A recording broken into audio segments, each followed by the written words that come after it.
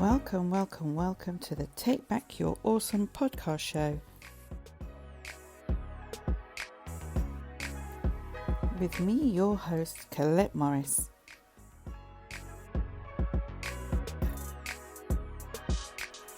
Today, we will be talking on the show about why you need a plan B. So ladies, if you haven't got plan B in place, then you need to pay attention to what I'm about to say.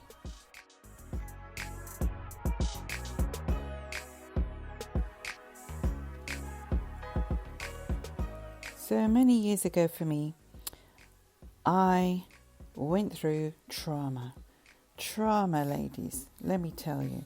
And I know some of you out there may be going through the same shit right now, but listen, there is light at the end of the tunnel because I'm here to live the tale. I'm here to share the experiences.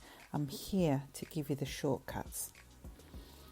So, as you know, years ago, my other half, my significant other, my then husband, walked out the door, left me with 2 young children. Devastating. But you know what? I sat around and I moped and I cried for about 5 minutes. Nah, not really. It took me ages to get my head around what happened because I didn't really see it coming. I truly didn't. And most of us don't see these things coming. And when they do happen, we have to be aware of life goes on. And you've got to get your shit together and get it together really quick. Because if you've got little people around you that are depending on you and you've got to keep a roof over your head, then you've got to think quick and think smart. You've got no time to wallow in self-pity. No time to be going there crying and begging for this person to come back to you, because it ain't going to happen. Sadly, it ain't going to happen. If they've made up their mind and they're gone, they're gone. You have just got to be prepared to move yourself forward. Now, it took me, and no word of a lie, it took me 5 years to find out who I was. Who was Colette? Who was I? What did I like? What was my favourite colour? What music did I like? What was my favourite song?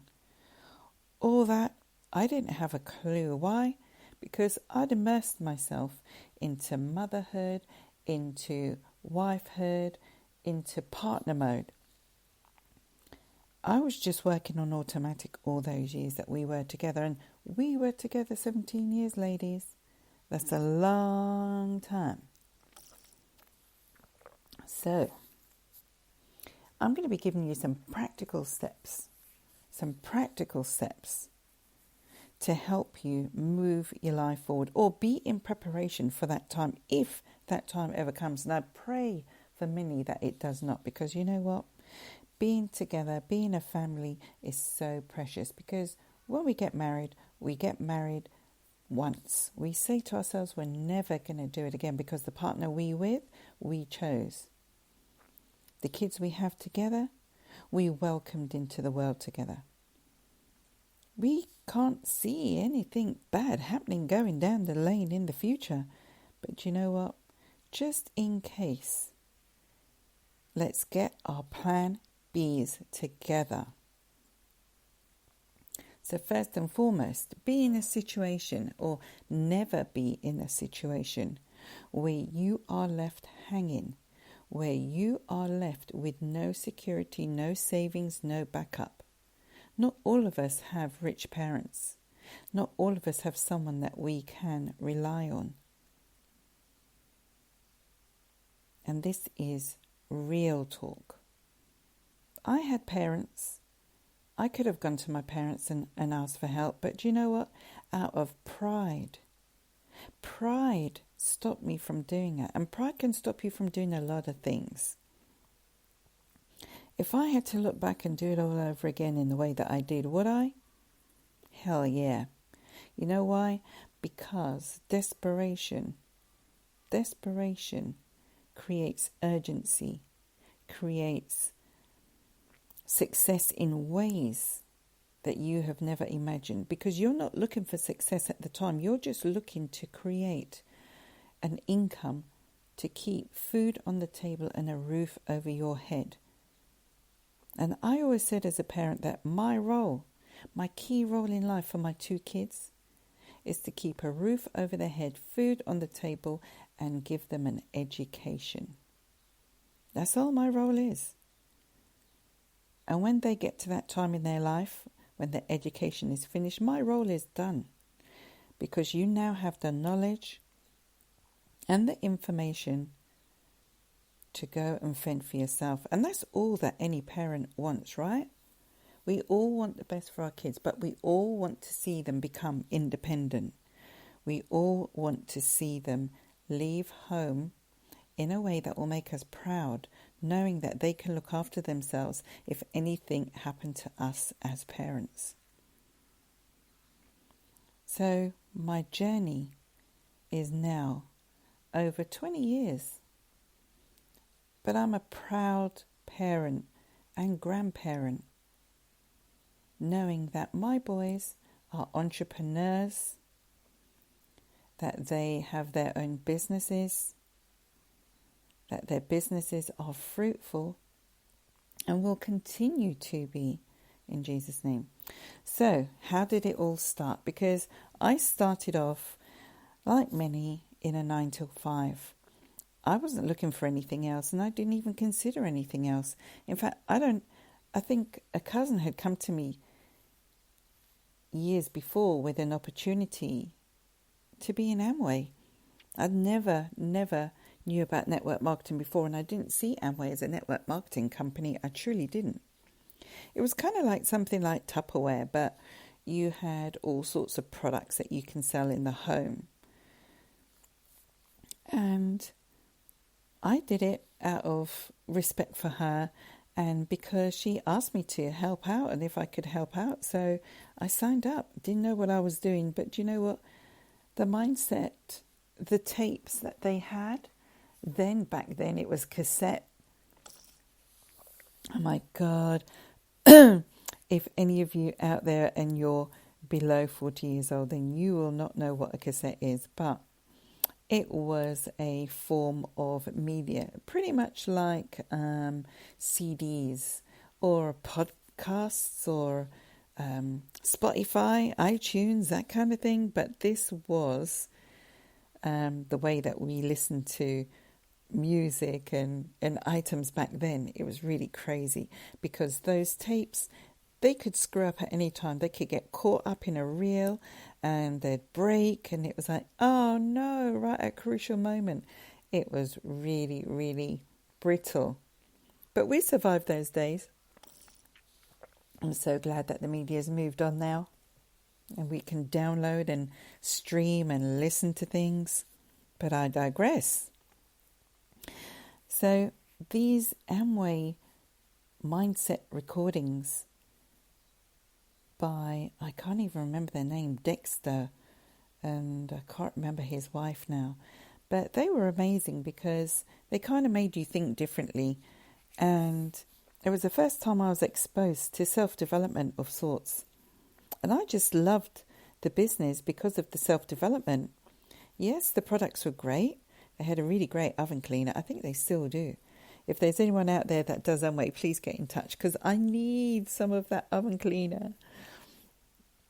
But yes, this really helped me on my journey of mindset and mind growth. But I still didn't really get into this network marketing thing. And I stopped after a few months and didn't think nothing more of it. But when my situation changed, I was looking around madly for what I can do working from home. I typed in that search engine, work from home businesses, work from home opportunities, things I can do from home, whatever you can think of to do with home working, I put it in there. And quite a few things came up.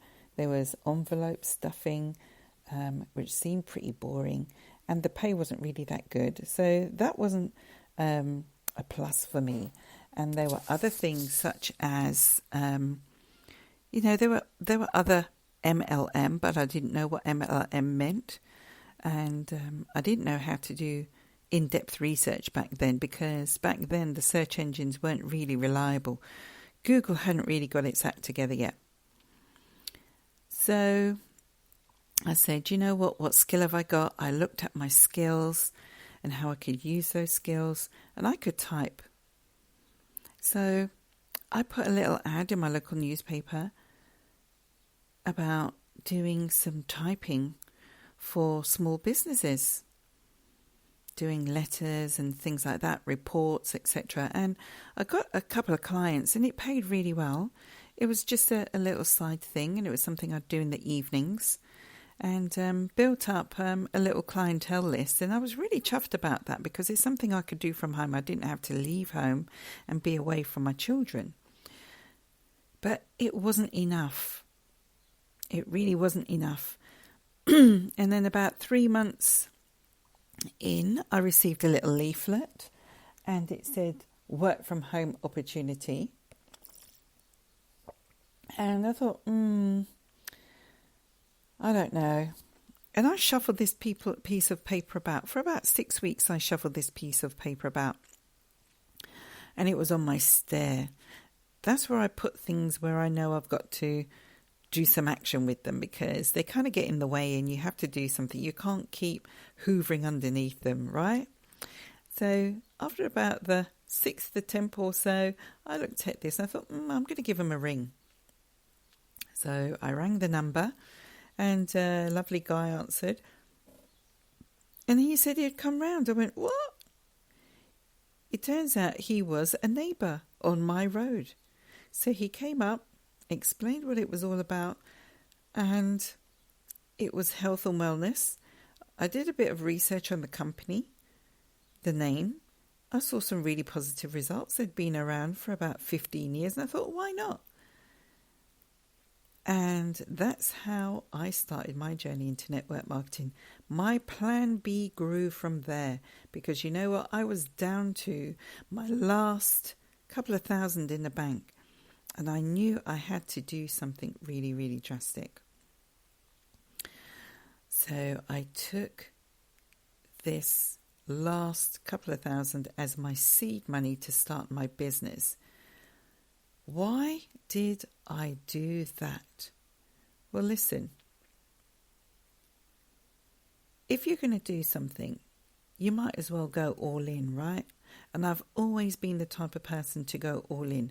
If I put my head to something, then I'm going to make it a success. And by putting all my money in, I couldn't afford to fail. It was my motivation to just get right on top of it like a rash and get my money back.